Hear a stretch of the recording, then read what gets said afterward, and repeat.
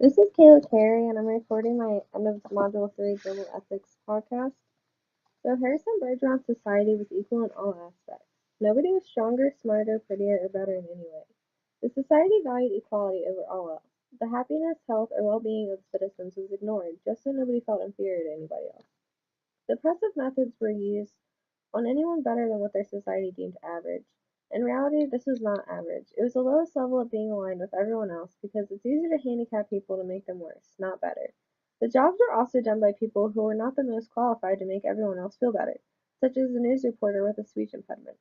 Even the ballerinas had to wear handicaps to weigh them down while dancing. In order to achieve this, the handicapper general, Diana Moon Glampers, is in charge of making sure everyone was equal. If you tried to lessen your handicap, a fine would be issued and you received jail time. And she's the one who killed Harrison Bergeron and the beautiful ballerina who removed their handicaps. Overall, the society is only focused on equality. Now we're going to talk about John Rawls' theory. It has two principles. The first principle is equal basic liberties for all. The second principle has two parts, the difference principle and fair equality of opportunity. Rawls states that people have equal rights to the most extensive basic liberty compatible with a similar liberty for others. The basic liberties were listed by Rawls as political liberty, the right to vote and to be eligible for public office, freedom of speech and assembly, liberty of conscience and freedom of thought, freedom of the person along with the right to hold property, and freedom from arbitrary arrest and seizure as defined by the concept of the rule of law. The first part of the second principle, which is the difference principle, means that not everyone needs to be equal as long as more attention is given to those with fewer assets and those born with a lower social position. Better off people can only use their advantage to make the world better for everyone, in particular the disadvantaged people. The second part of the principle, which is fair equality of opportunity, means positions and offices are open to all. This means that everyone can do whatever job. For example, if you want to be president, there's nothing saying you can't do it, no matter if you're rich, poor, black, white. It doesn't matter as long as you're a person. I do not think Rawls would say that Harrison Bergeron's society was just. I think in Harrison Bergeron, they were taking away the basic right of the people by handicapping them. However, I believe Rawls would think that Bergeron's society followed the second principle more closely. In their society, everyone was equal and had mostly equal opportunities for jobs. The only not equal part seemed to be the news anchor with the speech impediment, only because he had the job to make others feel better about their speaking ability, and it seemed the handicapper general position was not open to all. Now I'm going to talk about Robert Nozick's theory, who believes in a minimal state, not being a slave to government, and justice in acquisitions and holdings. The minimal state is actually better as in an ultra-minimal state, which Nozick describes as maintaining a monopoly over all use of force except that necessary and immediate self-defense, and excluding private retaliation for wrong and exaction of compensation, but it provides protection and enforcement services only to those who purchase its protection and enforcement policies. So if you don't buy protection, you don't get protected.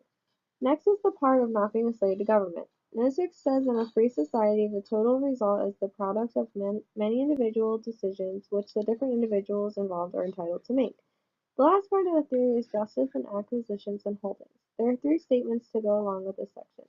First, a person who acquires a holding in accordance with the principle of justice in acquisition is entitled to that holding.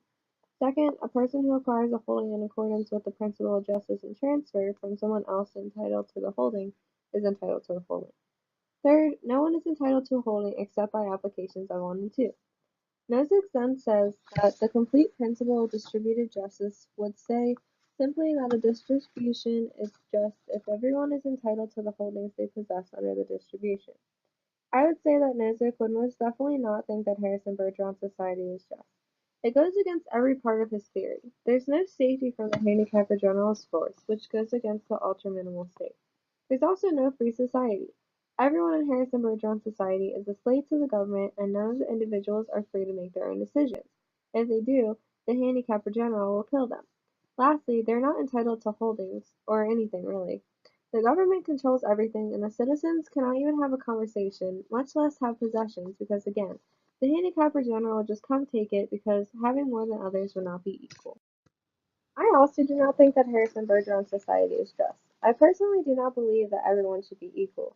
Not that I don't think everyone should have the equal opportunity, but every individual has different thoughts, personalities, and aspirations, so why make it so everyone is the same?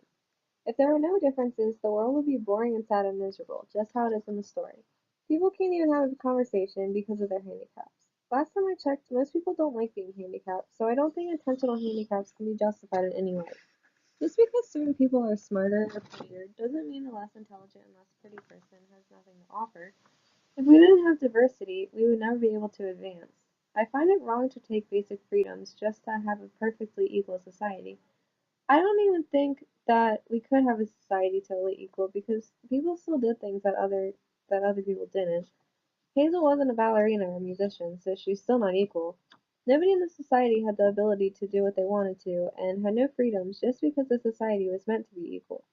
People could not even have a thought of their own because they would get shot, which is not right at all. It seemed like they were brainwashed because in the story, George advocated for the system and they didn't even want to go back to the quote unquote dark ages.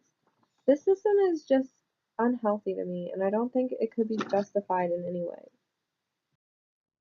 Overall, I think the society was unjust in the eyes of most people. Rawls would most likely be the least opposed, while Nozick might have stronger feelings against the society than I do. But in both theories, at least one of the principals wasn't in agreement with this theory. The overall execution was wrong, in my opinion, and I don't think that it truly grasps what equality should be. It should be more of equal opportunity, not equalizing everyone's ability. But overall, I don't think a lot of people would think the society is just. So this is my end of assignment or end of module assignment for global ethics, and thanks for listening.